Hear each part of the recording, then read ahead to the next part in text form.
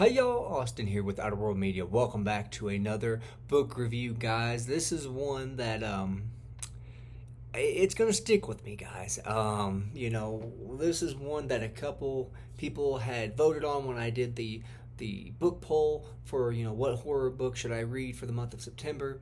A couple, I consider them friends, here on BookTube, Faceless and Hide and Read had selected this, and they were kind of bummed that I didn't, read it and that it didn't win. So I told them, hey, I'm going to read it, I promise.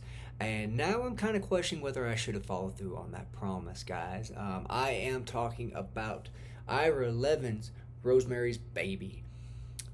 Kind of going into what is this about? Well, let me read the back description here. Rosemary Woodhouse and her struggling actor husband Guy are thrilled to move into the Bramford, a sought-after Manhattan apartment building prized for its Victorian details and gargoyle facade. Yet, as they learn of a darker side to the building's history and become acquainted with the overly attentive neighbors, the Castevets, unspoken tensions entering into the young couple's relationship, matters improve when Guy lands a major role and Rosemary at last becomes pregnant. But as her pregnancy takes frightening turns, Rosemary begins to question if her neighbors' heightened interest is strictly innocent or if their motivations and those of Guy himself have terrifying consequences for her and her unborn child. Is Rosemary going mad or going sane? Sorry, guys, it's hard to read. And there's a little blurb here on the back aside from that, and this is New York Times placed it on its recent list of the 25 most significant New York City novels from the last 100 years. So, having read the description of what this is about, let me give you my kind of overview of this book, and then I'll kind of get into smaller details. So, Rosemary's Baby, what is it about? Like the back says, this is about Rosemary Woodhouse and her husband, Guy.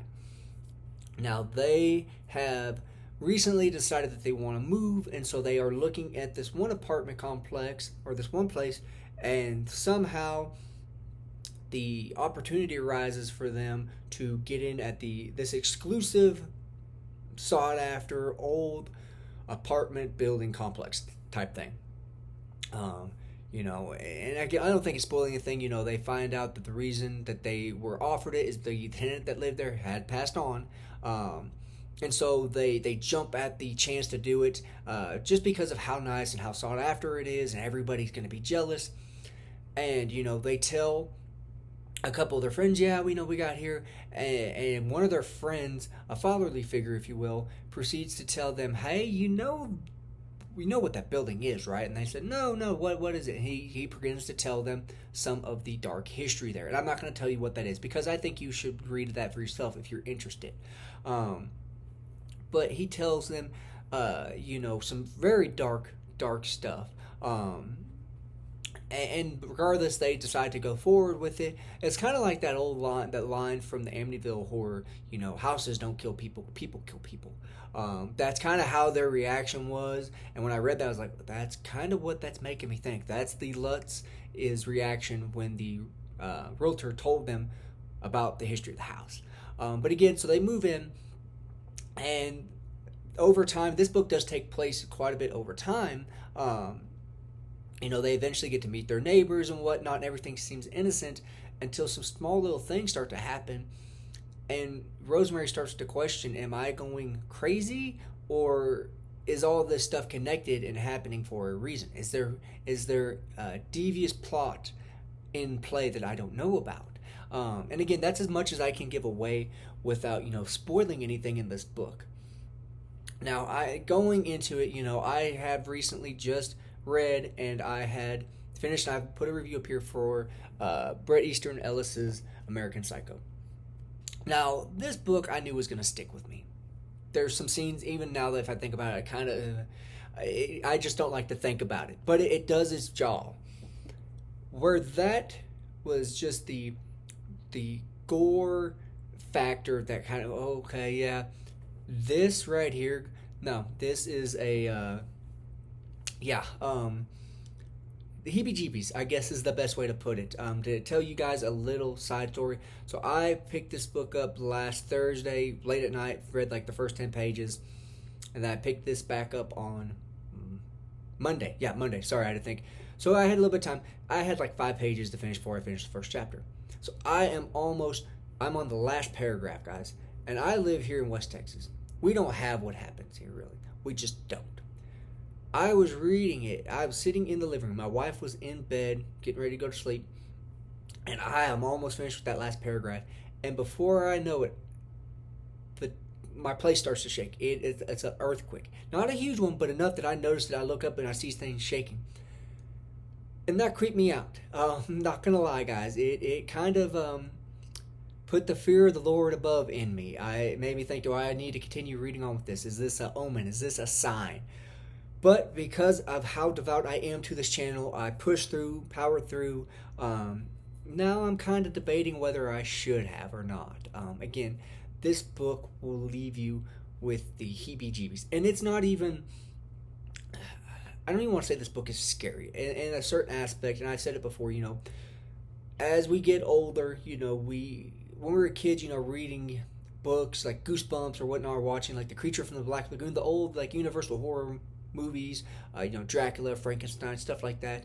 Or even if you watched, I don't know, like Halloween, for example, Nightmare on Elm Street, Freddy, versus Jason, Friday the 13th, stuff like that. As kids tend to scare us more, and there's videos out there why and whatnot.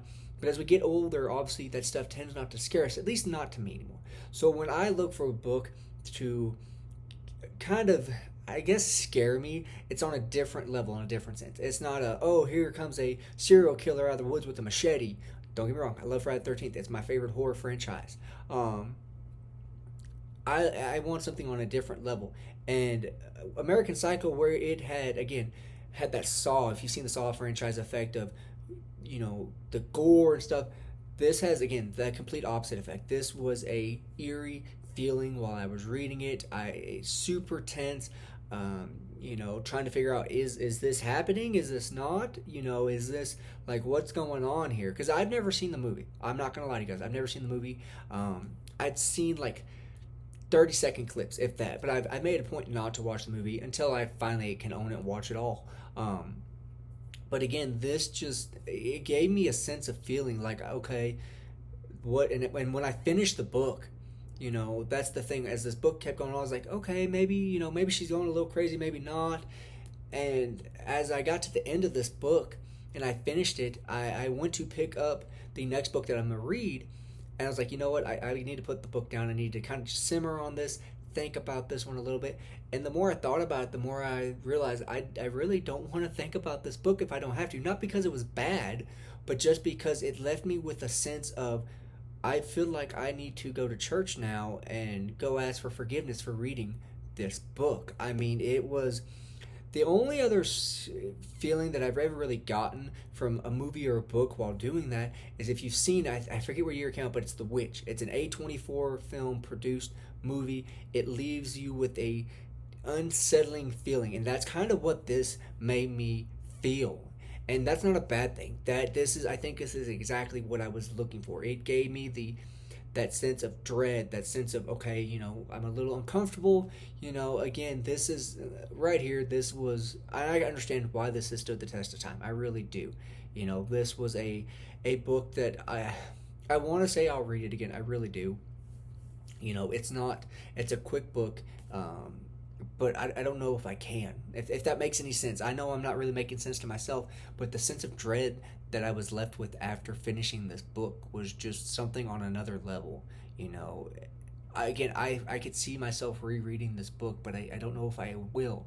I give this book, I want to give it a 4-star. I'm going to give it 4.5 stars. It was not the perfect book, but it was as close as you could get, And the big issue, I think the reason that it's knocking it down for me, not making a 5-star, is because the very end of the book, I wanted, a certain aspect of it. I wanted this to happen, which, would be like kind of expect that ending.